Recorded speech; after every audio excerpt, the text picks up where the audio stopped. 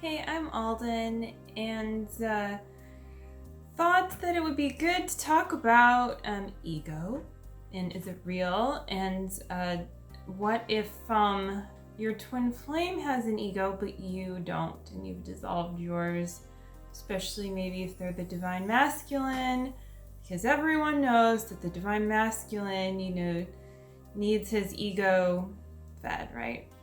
Joking. Yeah, so that's all not true. And I mean, maybe you already knew I was joking.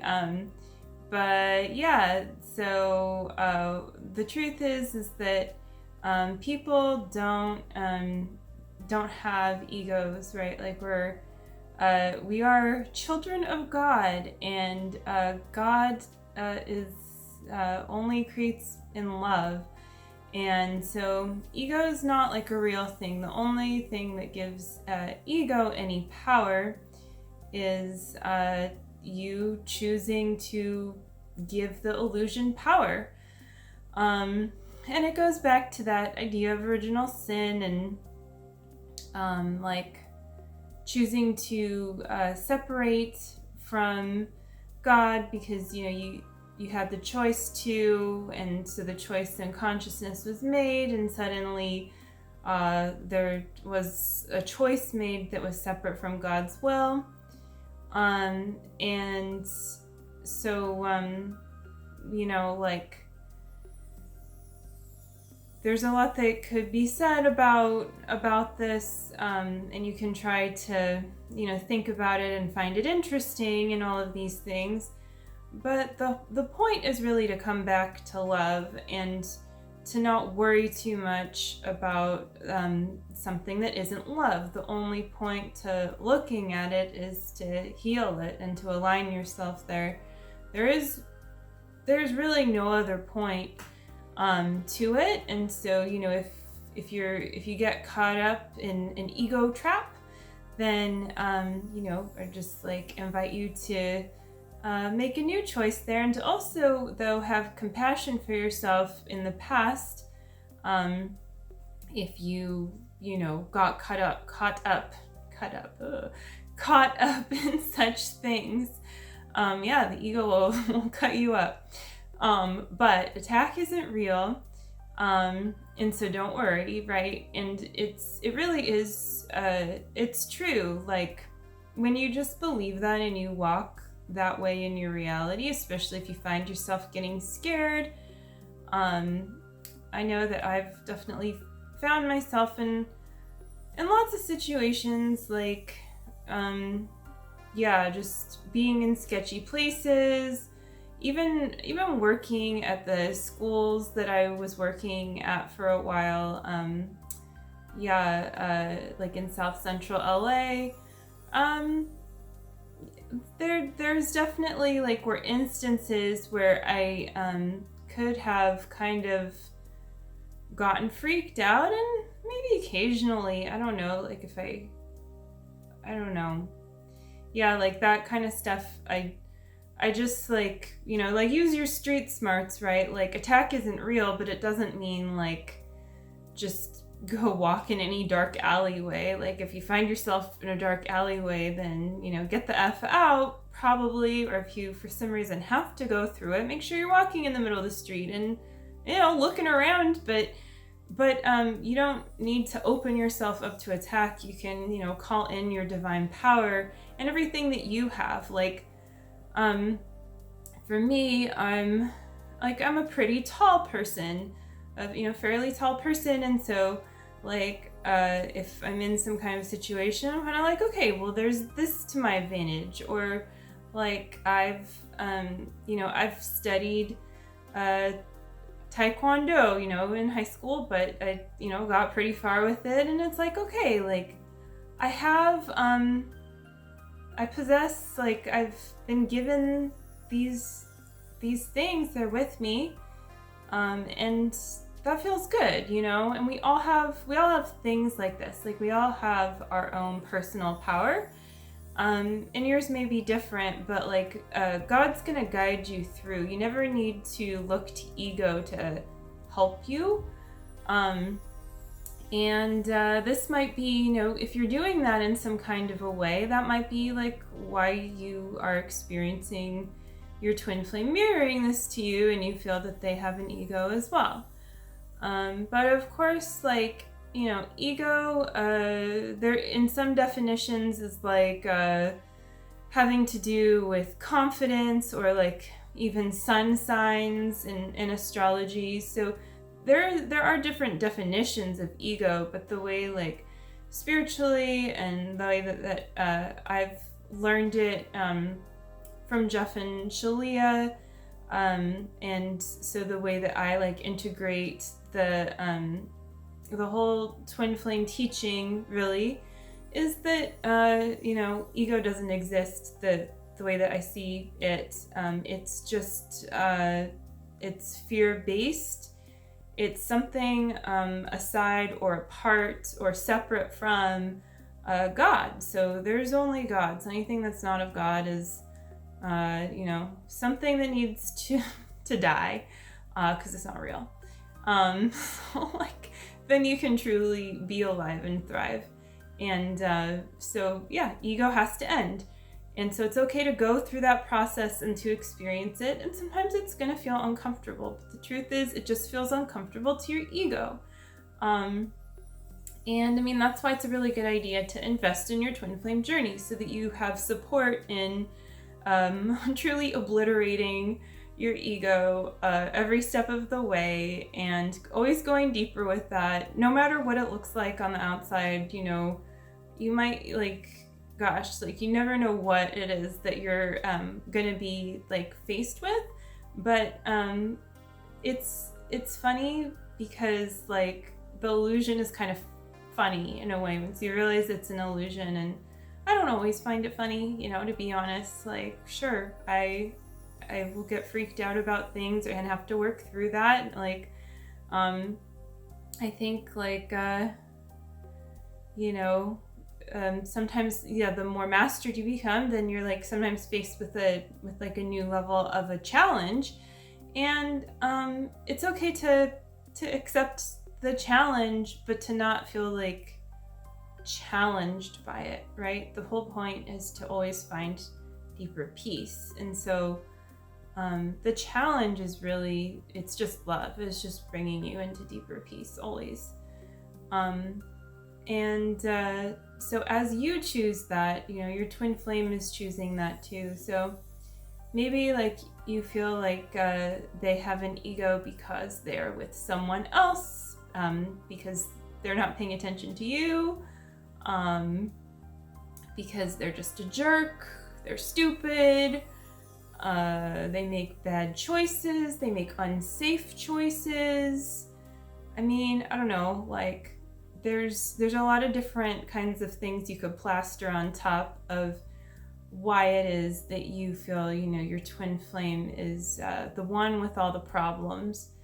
And I really definitely look deeper at that, because the deeper you go with it, the more you will be humbled. Like, you'll just, it's like, oh, okay, yeah, well, I see this place inside of me that, obviously, like, maybe it's not what you thought. Like, you and your twin flame aren't going to have like the same exact kinds of upsets to work through, but they're always going to mirror each other perfectly. So like an example would be like, you and your twin flame most likely did not have the same exact childhood. Maybe you had similar upbringings in a way. Maybe you had a similar financial vibration with, your family. Maybe not. Maybe like one of you, came from like very meager beginnings, and one of you came from a huge castle. But you're given like certain things that you're gonna work through, and so this really helps you to shape and define your reality together as you choose that. But that means that it might look like your twin flame has upsets in different places, because, well, they do, but you're really meant to love them unconditionally and to love yourself unconditionally. And you're always putting yourself first. You don't need to put your twin flame before you, which might sound weird, but maybe not if you're familiar with this journey. But in either case, like, think about it. If you're putting your twin flame before yourself, then you're kind of like saying that I don't matter, like I guess I don't need to give myself love right now. And what can also happen is that you are trying to give something that you don't really like have to give, because you're not enjoying and finding the peace within yourself. And then you kind of can spin off into that illusion of, oh, my twin flame has an ego, or they're a jerk or whatever, because I gave them all this love and they didn't reciprocate it. I gave them a bunch of XYZ and they they just threw it away and blocked me, or whatever it may be. Like, it's okay. Well, that then what were you expecting? What were you expecting from that? Because if you have an expectation, that's a place for you to love yourself and to release that control and that expectation. Your twin flame isn't going to meet some kind of expectation based in control. Like, they can't really do that, because it's God loving you through them. Like this, like God created this divine counterpart of yours so you can be loved perfectly by God through them.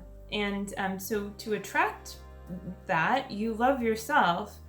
And you also love God, and you stay centered in that love that you have for the divine. And if the word God is triggering to you, I can understand that, depending on your upbringing, or if you've had like weird religious experiences or whatever it may be. But yeah, God is not like, it doesn't come through one specific religion or something, right? Like, God, one way to describe it is like God is a person, but God is not like a people person, like, it's just, but like has feelings and is a living being that loves you very much unconditionally, and loves you through everything, loves you through the crystal beside you, and the Palo Santo, and the wonderful books that are written, and even the things that you think that you don't like, could love you through the dust collecting, so that you may become sharpened there by dusting and by taking care, like finding joy and taking care of your belongings, or whatever it may be. So like God wants to love you through everything, essentially, and in all ways. And so the more that you clear away anything that is standing between you and that happening, including the idea that attack is real, and that includes attack from your twin flame. And I don't mean like you're afraid your twin flame is gonna attack you. I mean, hopefully you're not, and it's okay. Like that, those upsets can come up. So like, I'm laughing, but I don't mean it like to make fun of that, if you have that experience because you experienced something traumatic or whatever it may be, it's okay. Like, but just, attack is not real, also meaning like your twin flame telling you that you're an effing bitch or whatever, like, or telling you like to never talk to them again or whatever it might be. If you feel attacked or something, it's just actually like an invitation into deeper love. And it might be a boundary, because it might be that it's a place where you need to love yourself, and where you're, I guess, like overextending something where you haven't really like healed there to expand in that place. And so your twin flame is just inviting you to go deeper into aligning yourself in that place and building foundation. And it's for them too, right? Like you're building it with them, and things can turn around very quickly with your twin flame. So don't like be surprised like doing this work, like when that happens. And it can also just be that like you know, you work through a situation and then you come to the end of it, and then a new situation is presented. Or, you know, it can look a lot of different ways. And something to remember too is like people can always change their minds and change their hearts. Like you think your twin flame says something to you and that it's forever, but the only thing that's forever about your twin flame is you and them loving each other eternally. So that's like the truth, right? And your union with each other, your perfect union, is the truth. So everything else is actually the illusion. So the more power that you give that illusion, the more you're going to experience it being real, until you feel enough contrast in a specific place, enough to, you know, stop numbing out to whatever it is that needs to be aligned there. And again, like, you know, you got to have compassion for yourself as you unnumb, you know, like it's like, oh, that tingly feeling, I had no idea it was crossing my legs in that area of my consciousness, you know, for, I don't know, I'm like wrapping my, like kind of pretending that they're legs with my arms. But anyway, like, but yeah, you know, then you realize you had a really uncomfortable position that you didn't need to be in that place in your consciousness. But when you start to move your legs around, they might hurt more than ever, you know, feel like pins and needles. But you have to go through that process in order to be able to feel the good feeling again of being able to stand on your own 2 feet in that place. And, you know, then once you can stand and you're over the tingling sensation, you can run around and, you know, have that part of yourself fully integrated back. And so yeah, that's the power of love. And so that's why your twin flame journey and mirroring is so powerful. And that's why ego has no power, because it's just, yeah, like stop giving it power and it'll just go away, you know? So you can tell it to hit the road. So yeah, I think that's it for this video. And I've got all the links below if you want to check anything out, and definitely subscribe if you want to see more videos, and leave any comments if you have any anything you would like to see in a future video, or anything to say at all. Yeah, I'm always happy to talk, and I also do consultations as well, and that's also in the links. So yeah. Have a wonderful, egoless day, and I will see you again soon. Bye.